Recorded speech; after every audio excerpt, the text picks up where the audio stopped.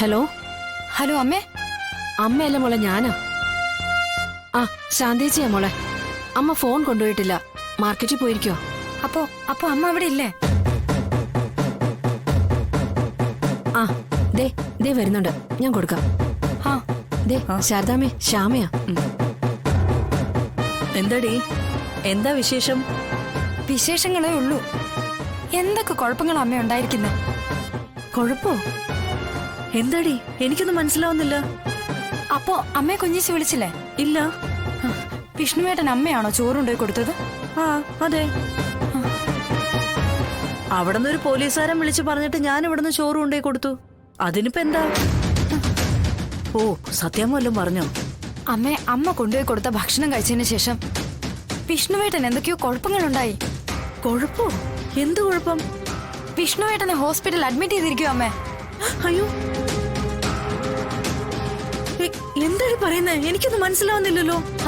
അമ്മേ, ഇവിടെ അതിന്റെ പേരിൽ വലിയ ബഹളം തന്നെ സത്യമ്മ നടത്തിക്കൊണ്ടിരിക്കുവായിരുന്നു. ഇപ്പോ ഹോസ്പിറ്റലിലോട്ട് പോയിട്ടുണ്ട്.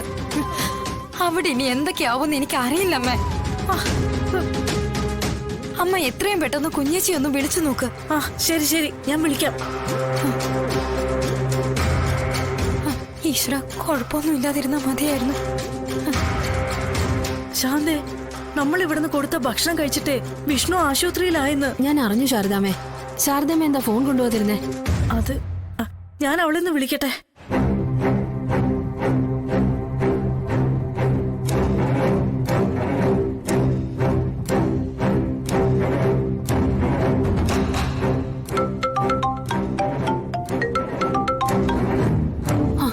അമ്മേ, ശാലിനി, എന്താടി, എന്താ സംഭവിച്ചത്? അമ്മേ, സ്റ്റേഷനിൽ നിന്ന് വിളിച്ച് പറയുമ്പോഴാണ് ഞാനും അറിയുന്നത്. ഞാനിവിടെ എത്തുമ്പോ വിഷ്ണുവേട്ടൻ രക്തം ഛർദ്ദിച്ച് കിടക്കുന്നതാ കണ്ടത്. അയ്യോ, ഇവിടെ ഇപ്പൊ ഐസിയുല. മോളെ, ഞാനിപ്പോ തന്നെ അങ്ങോട്ട് വരാം. നീ അവിടെ ഒറ്റയ്ക്കല്ലേ ഉള്ളൂ?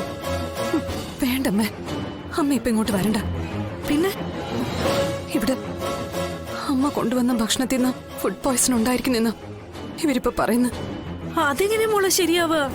ആ ഭക്ഷണമല്ലേ ഇവിടെ ഹോട്ടലിലുള്ളവരും വീട്ടിലുള്ളവരും ഒക്കെ കഴിച്ചത്.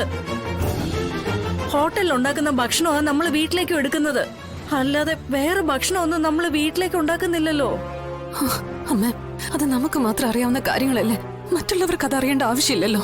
മോളെ, അവര് നോക്കുമ്പോ അമ്മ കൊണ്ടുവന്ന ഭക്ഷണം കഴിച്ച വിഷ്ണുവേട്ടന് സുഖമില്ലാതായതും അസ്വസ്ഥത കാണിച്ചു തുടങ്ങി.